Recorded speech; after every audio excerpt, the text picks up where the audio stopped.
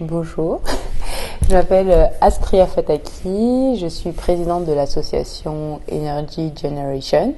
Energy Generation, c'est une association qui a pour objectif de promouvoir l'accès à l'électricité en Afrique à travers l'entrepreneuriat des jeunes et l'innovation technologique.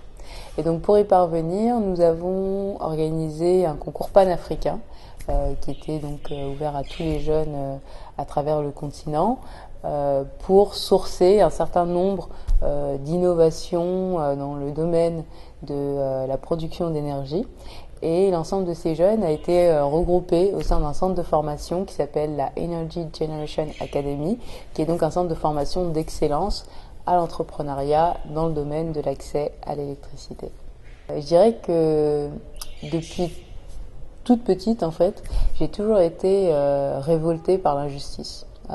D'une manière générale, j'étais toujours celle qui défendait les camarades de classe et autres, parce qu'effectivement, je supportais pas l'injustice, tout simplement.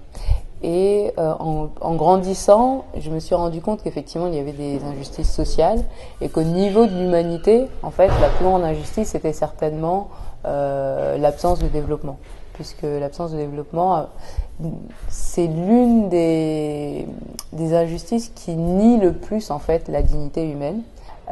Et par conséquent, j'ai très vite identifié en fait l'énergie comme un moteur en fait de développement, puisque dès qu'on apporte de l'énergie donc électrique en l'occurrence dans une zone, ça démultiplie en fait le potentiel de développement de cette zone.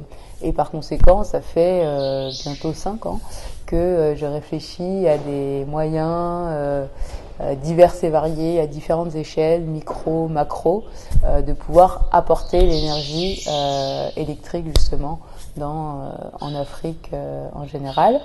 Et donc voilà, donc l'objet et la mission principale d'Energy Generation, c'est vraiment de contribuer à l'électrification du continent africain.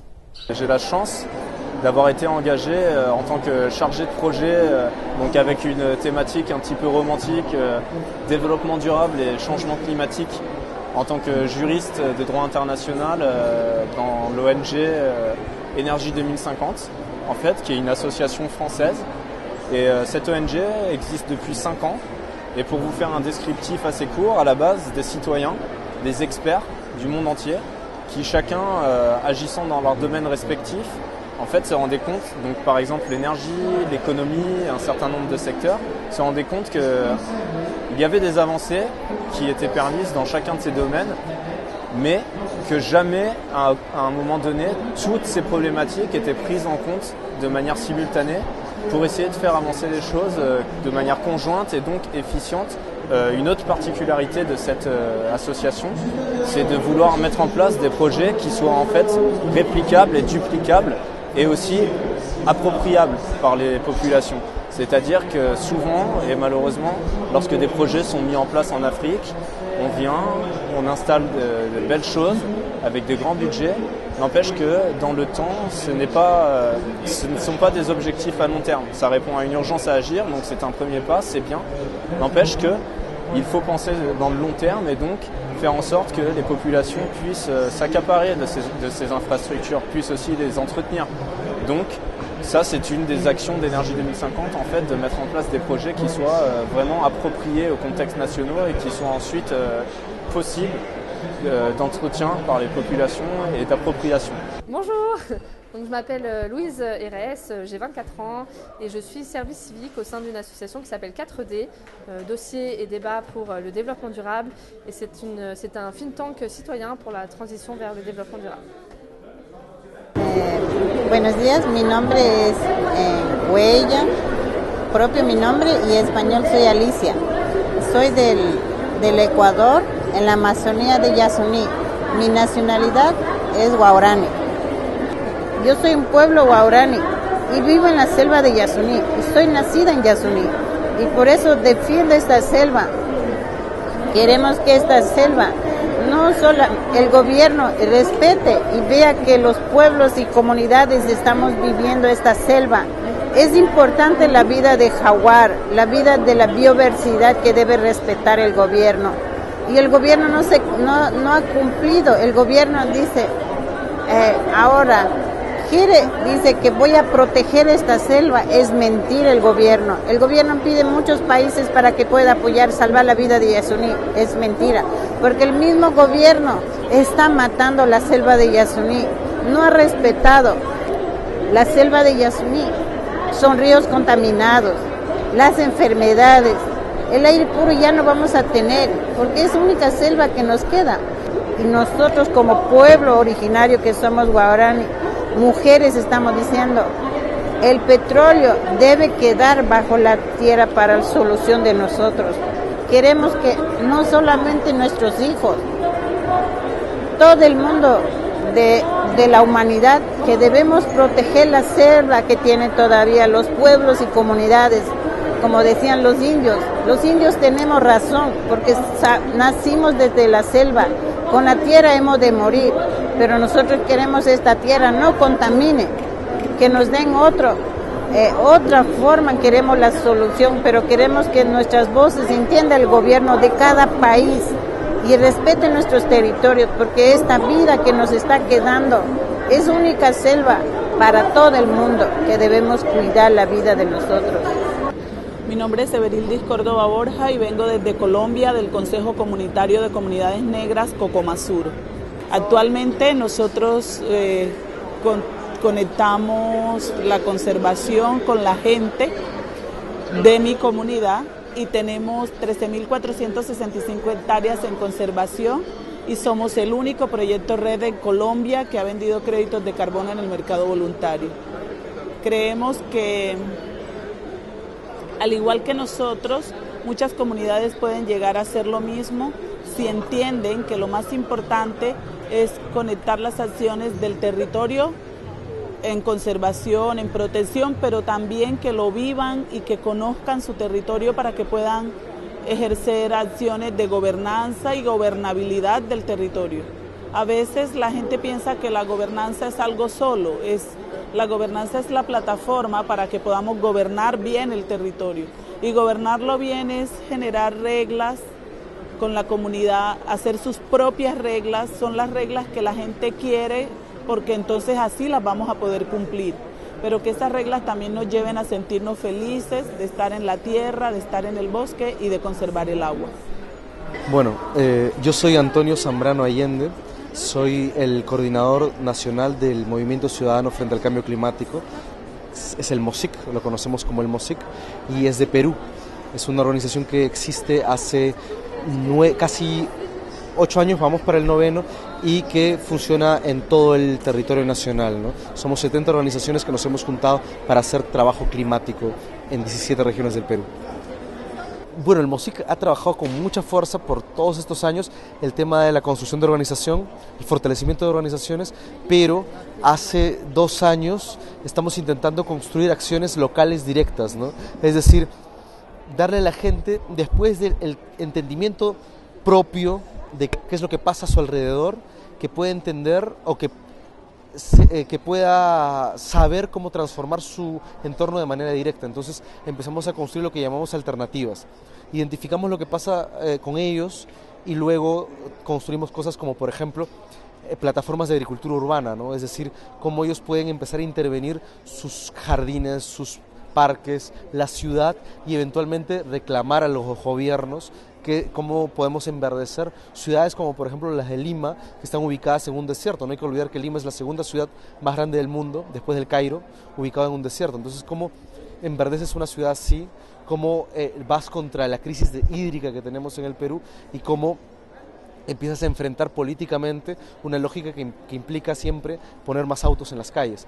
O por el otro lado, cómo puedes mejorar o hacer un transporte más digno, ¿no? Nosotros ahorita estamos con mucha fuerza intentando pensar cómo podemos dignificar, cómo podemos humanizar las ciudades. Este discurso del derecho que tenemos a vivir en una ciudad que sea humana, que sea socialmente agradable, ¿no? Que donde los niños puedan salir a correr, donde las personas pueden caminar de un extremo al otro tranquilamente, vivir en paz, ¿no? Entonces el MOSIC intenta hacer eso, intenta construir alternativas, levantar las alternativas populares que ya se gestan el día de hoy y popularizarlas. O sea, socializarlas con otras organizaciones, ¿no? En el MOSIC hay un poquito de todo. Tenemos desde una que otra ONG hasta organizaciones vinculadas a la iglesia, organizaciones feministas, organizaciones de profesionales y muchos activistas, ¿no? Entonces, sabemos que entre una cantidad muy heterogénea de organizaciones se pueden construir cosas muy diversas, muy interesantes además y muy creativas. Entonces estamos en eso y intentando vincularlos con el arte, con formas de intervenir de diferentes formas en las ciudades y el campo, ¿no? Y unirlas y empezar a dejar de dividir el campo y la ciudad y pensar en el territorio, ¿no? En el territorio de Lima, el territorio de Cusco, el territorio de Junín, y pensar que sí se puede cambiar. Yo decía hace un ratito que no somos pesimistas que quieren que las cosas salgan bien. Entonces hacemos todo lo posible porque salgan bien, aunque tenemos nuestras dudas de que también pueden salir y somos muy caóticos en el sur, pero hacemos lo que pensamos que es el mejor esfuerzo y a ver, todavía tenemos grandes esperanzas en que el futuro pueda ser un poquito mejor de lo que se pronostica el día de hoy y esperamos que así sea, ¿no? Ayazo, c'est un concept store. De début, c'était la grande idée d'avoir un petit peu tout dans un seul lieu. Ça veut dire le magasin avec alimentaire, cosmétique, l'alimentation saine, ça veut dire le légume et fruits de permaculture. Et avec le temps, on a ouvert le restaurant végétarien, faire les bons jus, avoir les idées cadeaux aussi qui sont faits par les créateurs de Marrakech, par les petits créateurs de Marrakech. Et Ayazo, c'est une lieu de reconnaissance, de rencontre et partage. Ayazo, c'est le mélange des prénoms de nos filles, Maya et Sonia. Et ça est venu ici, mais on a retrouvé à la fin que, comme on lit en l'envers, ça veut dire reconnaissance en arabe. Il y a beaucoup d'actions, et au niveau personnel, et au niveau de Ayazo, on essaye vraiment de donner une petite main pour aider les gens pour sortir de leur comfort zone. Personnellement, j'organise avec mon très bon ami l'actions pour les enfants qui sont de lieux un petit peu difficiles au désert, dans les montagnes. On organise les événements comme peinture, les enfants ils font les tableaux. Après, ils travaillent en équipe, c'est ça qui est le plus important. Après, on organise, moi en tant qu'Ayazo, on organise ici un enchère. Et après, l'argent de cette enchère, il va pour aider, construire la bibliothèque, pour aider dans certaines écoles. Ça, c'est le projet personnel que je tiens à cœur.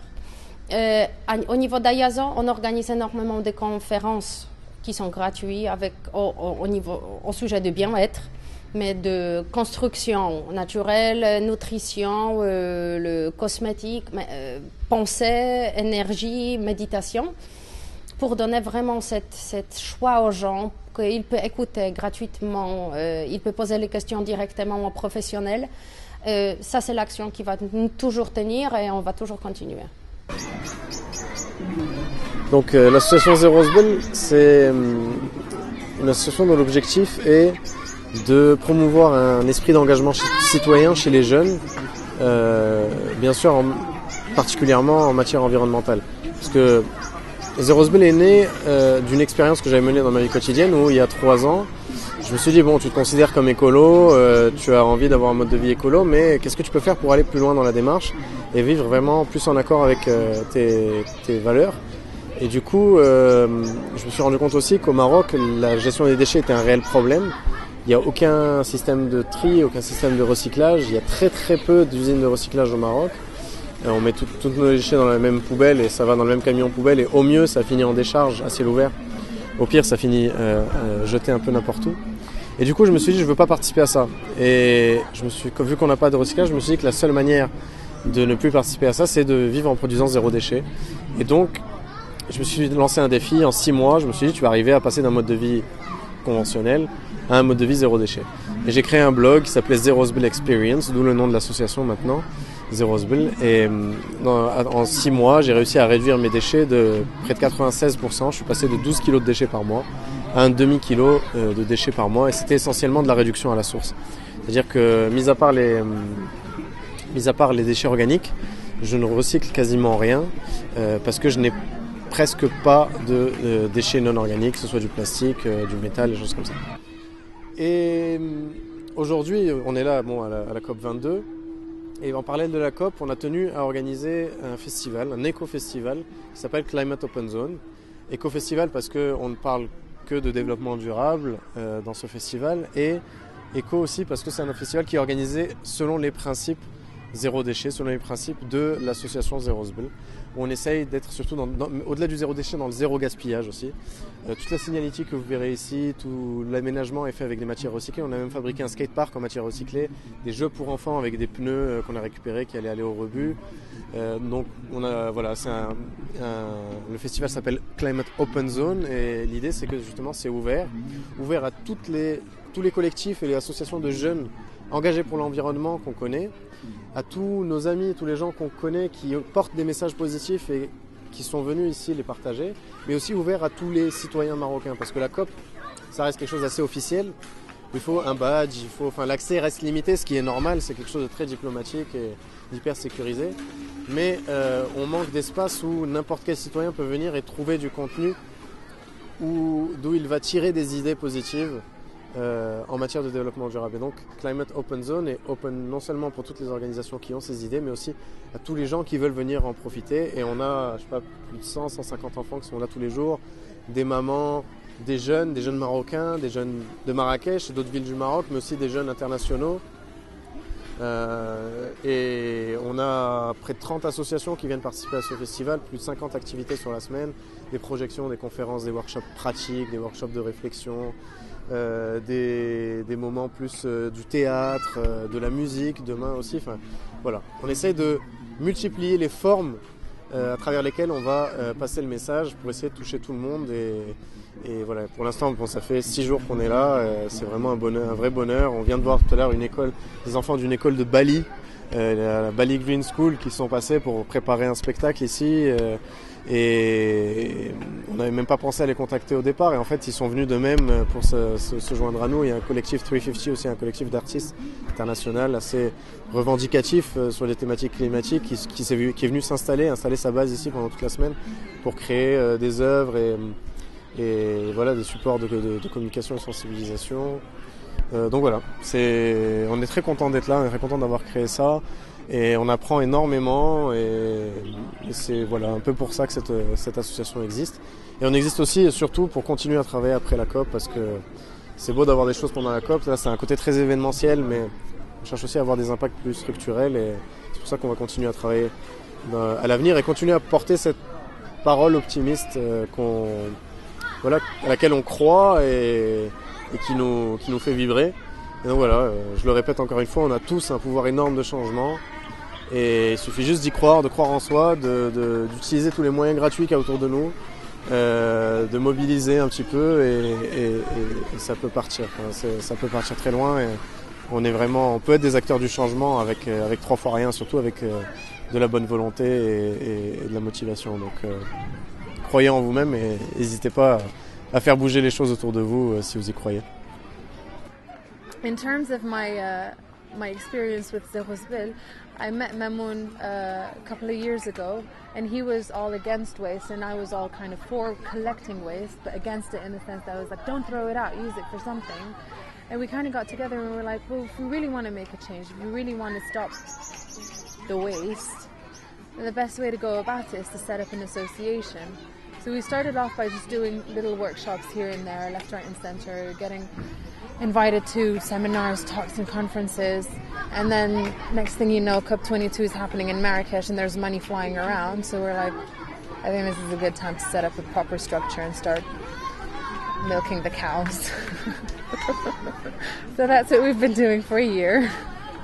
Milking some cows, getting some funds, trying to set up an eco-festival, trying really hard to get the issue apporté, or to the forefront of society, to the people who otherwise wouldn't really have access to all of this information or this exchange regarding climate change within the COP.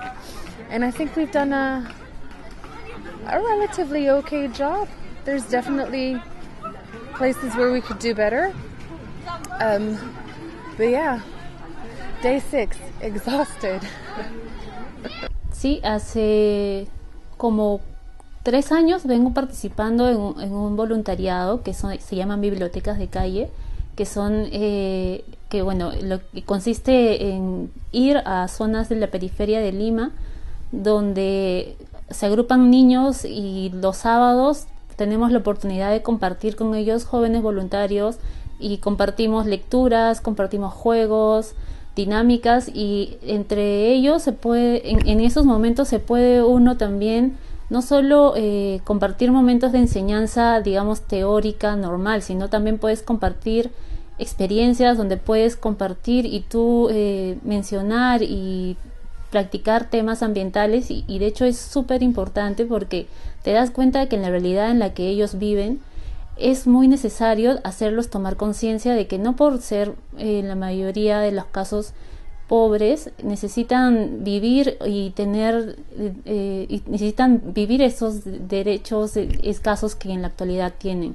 Entonces es muy bonito hacerles entender o comentarles casos que existen en la actualidad alrededor del mundo, en el mismo Perú, y que ellos, digamos, que actualmente no lo ven, no lo palpan. Entonces es muy bonito la recepción que los niños, porque son con niños quienes trabajamos, es muy bonito ver cuando tú les cuentas de proyectos que se están implementando en Lima, digamos, en otras zonas, y que han cambiado y han logrado hacer un cambio en la localidad. Entonces ellos se sienten muy emocionados de ser parte, y de hecho están súper agradecidos que haya jóvenes, haya personas que tomen su tiempo para ir a compartir con ellos, y es como que el aprendizaje llega mucho más fuerte todavía, porque ellos ven que desinteresadamente gente se preocupa porque ellos obtengan un aprendizaje que no se les es brindado actualmente, pero que bueno, por motivos X llegamos ahí, y yo al menos siento que estoy haciendo mucho, así sean 2 niños o 3 niños a los que llegue cada fin de semana. Siento que ellos han crecido muchísimo, y yo también he crecido muchísimo con ellos. He aprendido a ser más, a tener más conciencia de los patrones de consumo que tengo, las cosas que yo gasto y que no serían necesarias usarlas y comprarlas, porque bien se puede vivir tranquilamente sin tener muchos gastos y muchos poderes adquisitivos en la vida, y se puede ser feliz tranquilamente, sí.